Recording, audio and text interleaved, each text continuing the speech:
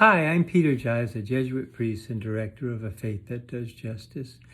I'd like to take a moment to talk about our readings for this Sunday, the fifth Sunday in Lent. To me, both our Jewish and Christian scriptures that we will read really talk about the idea of transformation, the transformation of people's lives to be true followers of God's will, and from a Christian perspective of following Jesus in this world. The first reading is from the book of the prophet Jeremiah. And Jeremiah is offering hope to the people of Israel who are in exile, telling them that God has now forgiven their transgressions and that God will now allow them to return to Jerusalem, to rebuild their temple, and to become the people that they were truly meant to be, God's light to this world. It's a message of great hope, a message of salvation to all God's people. And again, then we read in our gospel reading from the evangelist John, really using a story where he talks about Jewish Greeks coming to Jerusalem to participate in the Passover feast.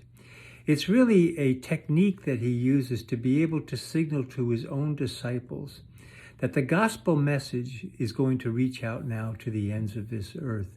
And he tells the story of these Jewish Greeks coming to participate in the Passover feast as really a time where Jesus now will enter into his own passion, suffering, death, and that he will be glorified as he's raised from the dead, and the gospel message then will go forth through his disciples.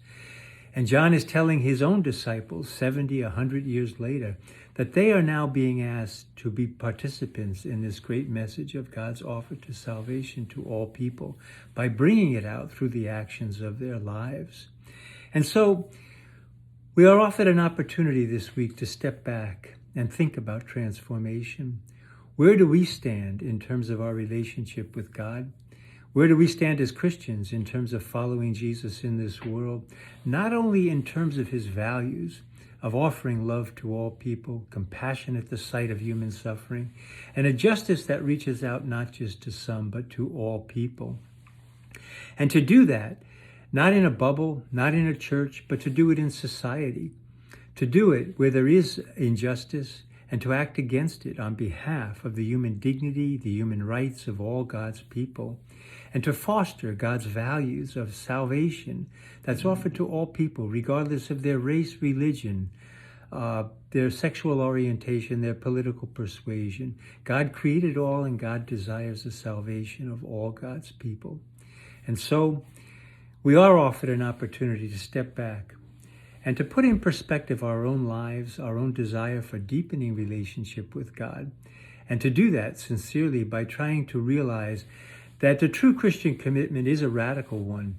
It extends beyond our churches. It extends beyond an intellectual assent to faith, to one that is willing to commit to speaking truth to power in society, to walking with Jesus, taking on his values in situations where injustice reigns, and to act against it, to act against human sinfulness, so that all God's people might have a fair chance at becoming the people that God desires them to be, and to live the salvation that God has offered them.